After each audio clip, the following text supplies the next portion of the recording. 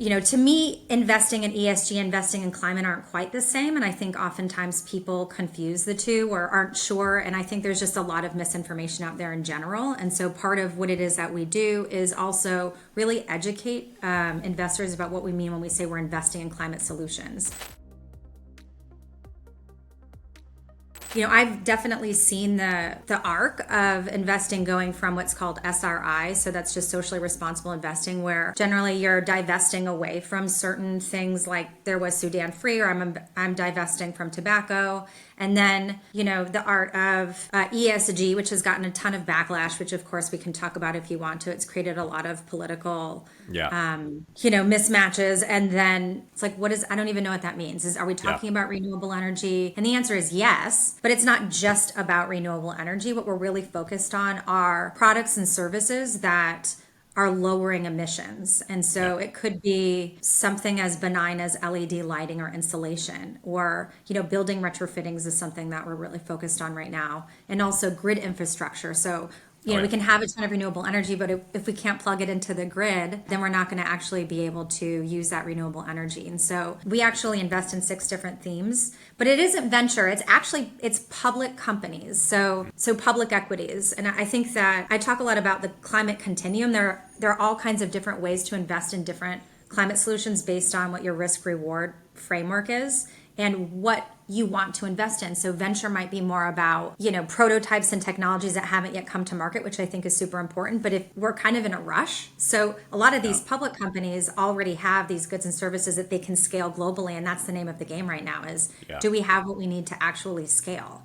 I like the idea of double clicking on ESG. My understanding, a lot of this, I've seen the backlash, and I think Blackstone usually gets a bad rap of like, oh, you packaged all this up. I've heard a lot of this of like, what is your view? Like BlackRock. Yeah. So I think like, do you think that's a fair statement, or like, what is your view on it? And maybe just elaborate on what it means.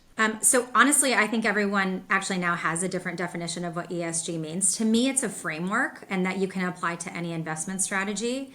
And that does actually have applicable risk. And so that's how we think about it. E is environmental, S is social, and G is governance. And it's all about what each one of these companies are doing within their organizations to focus on that. So yeah, that's basically what it is. I think the backlash and what happened is that a lot of investment companies probably said, okay, clients are asking us about ESG. It's not something that we've ever incorporated into the investment process before. What exactly is that we have to do? What's the bare minimum that we may have to do this? I think that's a little bit of what happened, is that there was kind of a lot of bare minimum going on. I think there was a lot of marketing, and it turned into a bit of a marketing exercise. And then I think a lot of investors are like, wait a second, now I'm going to pay you more and you're going to put an ESG label on it and it's going to look just like any regular portfolio. I think that's also where the backlash came from. I also think that because there are so many metrics and companies disclose in so many different ways, you've got companies like Sustainalytics and MSCI, who both have ESG scores, scoring in totally different ways. There is no real baseline. And so my opinion is that we need to maybe remove the E, the S, and the G, because it's really challenging to have all 3 in any one company. And if all you're doing is saying, okay, this company does the best within that, what ends up happening is you do invest in a lot of tech companies. But at the end of the day, it's not clear whether or not we're actually facilitating change. It's just a lot more reporting and sustainability reports, so on and so forth. And are we actually facilitating change in this direction? I'm not necessarily convinced that we are. Yeah, I think I feel the same on this, and talk to a lot of people, about this exact topic, which is, oh, my company has XYZ ambitions to be carbon neutral, or you name the metric, by 2030, whatever the magic date is. And then you start to peel the onion and go, that it's just based on hope.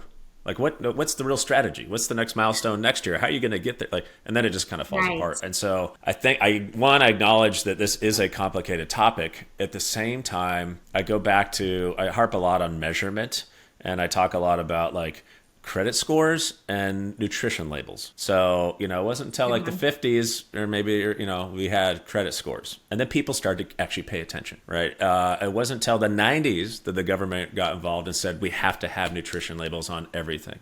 And so we started caring about calories. So I don't know about you, when I was a kid, no one drank water. Like we drank like Capri Suns and Coke, right? And then we start caring about calories. So guess what? Yeah. There are all these new, foods came out, low fat, Coke Zero, all these things. So I just feel like we're in an era now where we need to have some kind of standard. And I acknowledge it's Yes. complex, but we need to look at the end to end from manufacturing, transportation, waste, like reuse. Like you could look at bikes on OfferUp, for example. Like my kids have had most of their bikes are all from OfferUp, and then I sell them again on there. So some of these bikes have had like 3 different people owning them, right? So Amazing. that's the use case of the bike that's good. So I don't know. I acknowledge it's hard. I think some company needs to really think about that. And then ideally, just like a nutrition label, on every product you buy, there's a carbon score. And then you can go and learn more about it and you can decide, like, do you want to buy more of that same product, or maybe there's other ones that are. So I don't know. That's my hope sometime, because I feel like unless we have something like that, I feel like we're just I don't think anyone's going to be really held to some accountability. We're just going to flap around for a while. And I feel like I just feel like we're a lot of companies are just there's a lot of hope, and, hope is not a strategy. And so, Yeah. No, I agree with you. I think you're talking a little bit about supply chain transparency, which we don't have a lot of, especially in yeah, public companies.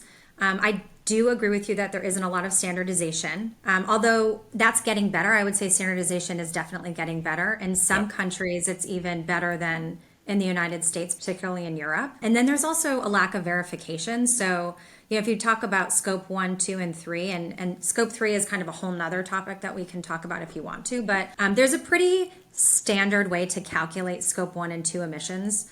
But at the same time, a lot of these companies aren't necessarily verifying. And so I've talked to a couple of verifiers where they come into companies and they verify their emissions and it's all over the place. And so they redo it and it looks really different. And so, yes, measurement's really important, but are we measuring the right thing? yeah, And where are we going? I think that's what also happened a lot is, okay, a lot of maybe asset managers and companies said, what do I need to sign? I'll just sign that. I think that's why BlackRock backed away from a lot of things that they agreed to do, is because they didn't think through what it would actually require to execute on what they had promised. And I yeah, think that's what's going to happen with a lot of these companies that have committed to net zero. Almost 5,000 public companies now have committed, and it's going to require some work. It's actually just a complete transformation of infrastructure and supply chain to get to where they want to go. And I know some companies are using cute ways to go about doing it, like with carbon offsets. But I think to truly address the issue, you're going to have to think about building efficiency, obviously, is one thing. Think about renewables. And there are just a variety of different ways to go about doing it. Think about, obviously, water use and yeah. sort of thing as well. So that's more sustainability, but it's kind of all interlinked.